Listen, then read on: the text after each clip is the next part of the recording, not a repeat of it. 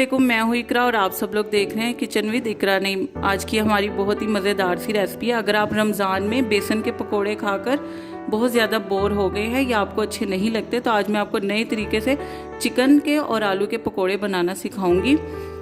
आलू और चिकन के मिक्सचर से उसके अंदर हम थोड़े से इंग्रेडिएंट्स यूज़ करेंगे। चलें अब हम अपनी रेसिपी को स्टार्ट करते हैं। मैंने यहाँ पर आप देख सकते हैं 3 मीडियम साइज़ के लिए हैं आलू। इनको हम अच्छे तरीके से मैश करेंगे।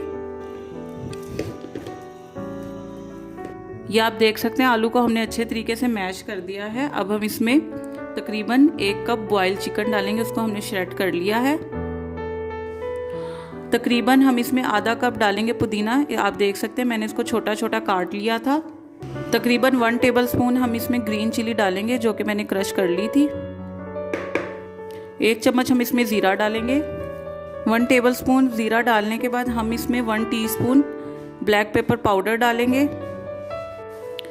1 टीस्पून ब्लैक पेपर पाउडर डालने के बाद हम इसमें 1 टीस्पून सॉल्ट डालेंगे।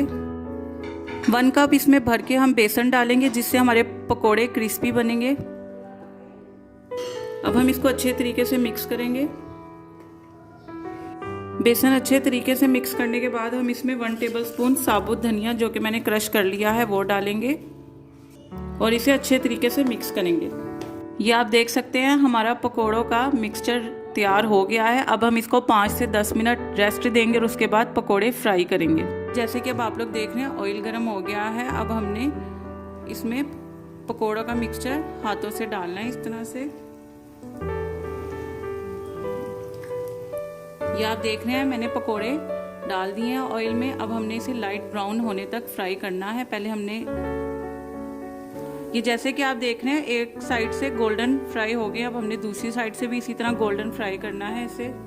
ये जैसे कि आप लोग देख रहे हैं गोल्डन फ्राई हो गए। इसी तरह से हमने बाकी के भी मिक्सचर के पकोड़े गोल्डन फ्राई कर लेने हैं। अब हम इसे निकाल लेंगे एक प्लेट में।